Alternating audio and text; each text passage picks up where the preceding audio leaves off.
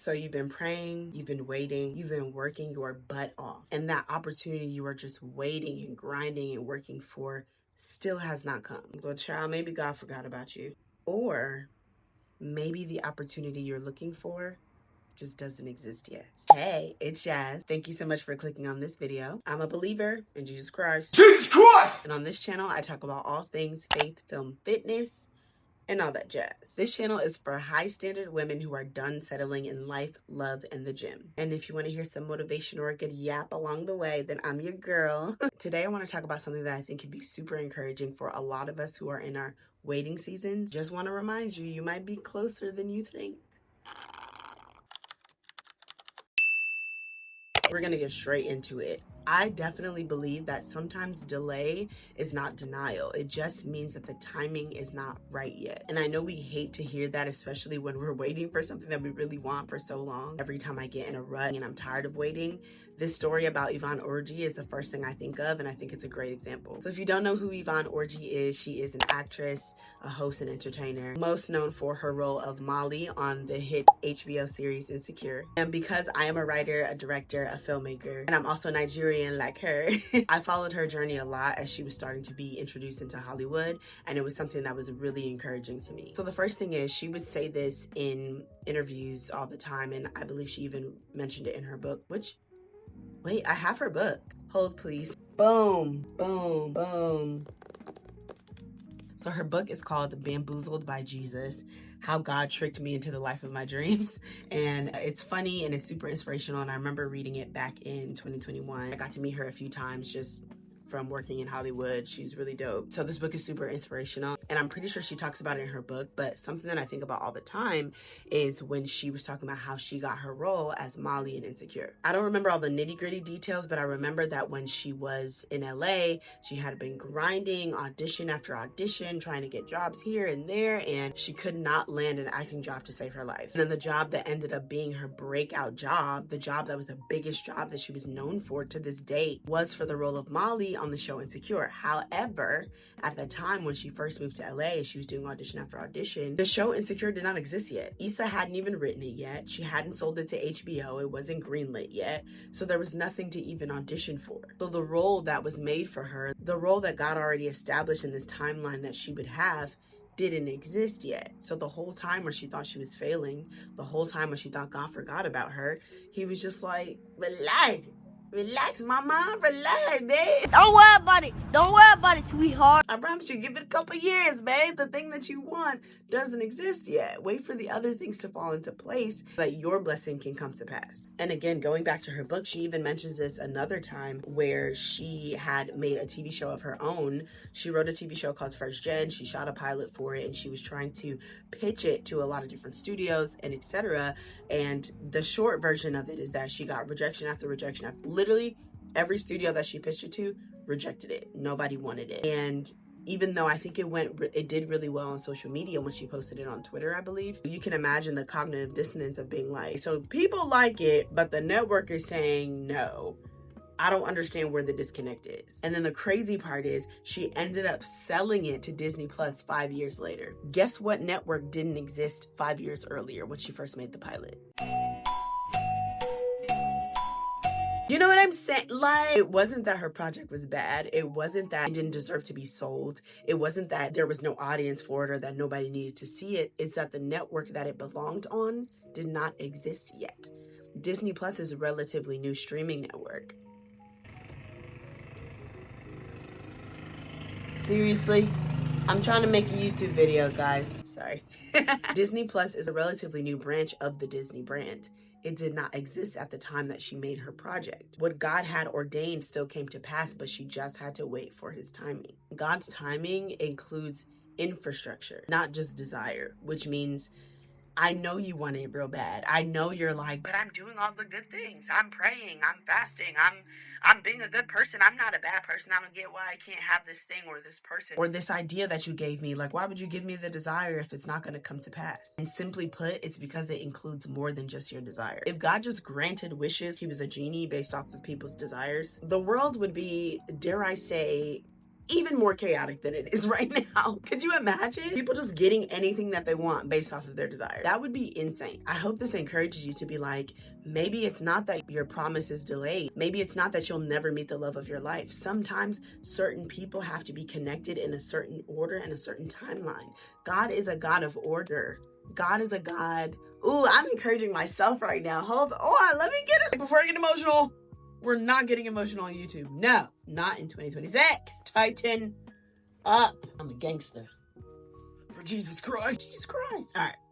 But seriously, God is a God of order. So he doesn't do things out of order. There are certain people that are connected to your dream. There are certain people that are connected to your person. There are certain people that are connected to the ideas that you have that need to be in order and need to be done properly before he just gives you the thing. Maybe the platform that your project is supposed to be on doesn't exist yet because the person who is founding that platform is currently working on it. Maybe they're in the process of selling it right now. And if you just wait a year, if you just wait 4 months, it'll happen. Maybe the opportunity hasn't been developed yet. Maybe there are certain pieces that are in play that are still being moved like a chessboard, and those pieces need to align in order for the promise to come to pass. God is not a half-baked God, so he's not going to give you anything that's halfway done. He wants it to be right. Sometimes our waiting seasons can feel personal, when in actuality, it's logistical to him. It might not make sense to us, but to God, it's logistical. So when we're waiting and we're not seeing these things come to pass, then we start to internalize it. We think I'm behind. We think I'm not doing enough. You think I'm delayed, I'm a late bloomer, and everyone else is getting ahead of me. In actuality, there are moving pieces happening behind the scenes that are completely out of your control. And worrying is not going to put those things into your control. But something important to remember is that preparation still matters, even when you're waiting. Even if God has already promised you the thing, even if you're already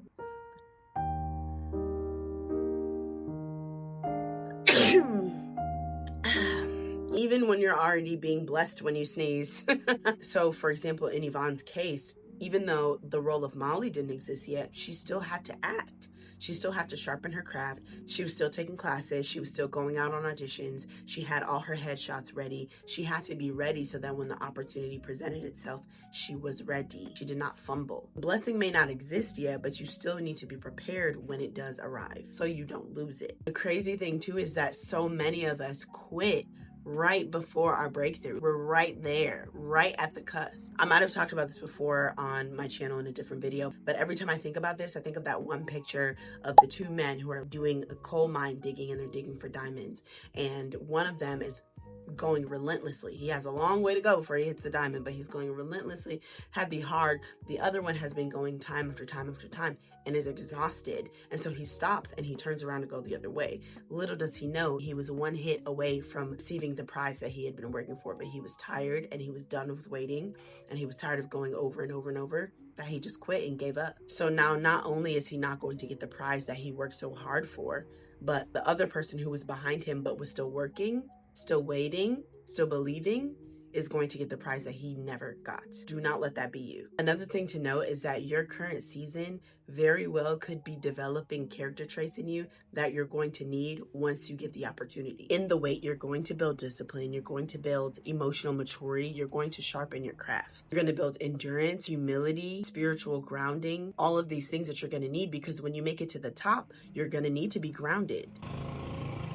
It's that same too, like, it's that same God. Like, it's almost like, I'm recording a YouTube video and you trying, come on. A bigger platform is only going to expose the things that are deep within you. So if you're not grounded, if you have not built up all those things that God was trying to teach you during the waiting season, you can still get the opportunity and fumble it. Those traits, those things, those grinding and building seasons could be building a version of you that doesn't exist yet. And that version that doesn't exist could be the version of you that is needed to handle that blessing. What if the version of you that is going to win that Oscar needs to be a lot more humble, and the version of you right now that exists ain't humble? So instead of trying to rush through this season and be mad that you're waiting for so long, maybe try to figure out what God is trying to teach you. Maybe try to figure out what you can learn and gain from this season, so that you can take that with you as you elevate. Sorry, y'all, my camera has been tweaking. The sun is going down. I'm starting to lose the light. Oh my God. Hold, please. Basically, I want to wrap up by naming one thing that can absolutely kill your joy during this time. And that is comparison. Comparison can be dangerous during a time like this when you don't understand God's timing, because you start to look at everyone else's breakthrough, everyone else's opportunities, start to compare yourself and think that you're falling behind or that you're not good enough. When in actuality, someone else's breakthrough might just exist because that opportunity exists for them already. Your opportunity may not. Different people have different callings and different timelines. Y'all are running two different races. If you're a track runner, you can get tripped up by looking over your shoulder at what the runner next to you is doing, accidentally cross into their lane, and what happens? You get disqualified. You know what I'm saying? Run your race. Focus on your focus. That is a Nigerian saying that we say all the time. Focus on your focus. Think about yourself and your own race. See, not the people that's next to you. Honestly, sometimes God is protecting you by delaying your exposure too early. Certain opportunities that you could have gotten earlier could have crushed you depending on the season that you were in. You could have lacked the wisdom. You could have lacked the discipline to be able to handle a season like that. You might have gotten the thing and then would not have been able to sustain it. So just remember that timing can be protection too. And then lastly, I want to leave you with this. Basically, what I'm saying is that you are not bigger than the program. And I mean that in the best way. There was an Instagram video that I saw that honestly changed my perspective about prayer. And I'll probably either link it below or play it after this video. Do you know how many minds have to be changed just to get you what you want? How many schedules have to be rearranged the second you ask for something? How many canon events have to occur in order for what you ask for to be presented to you? And I say this with so much love.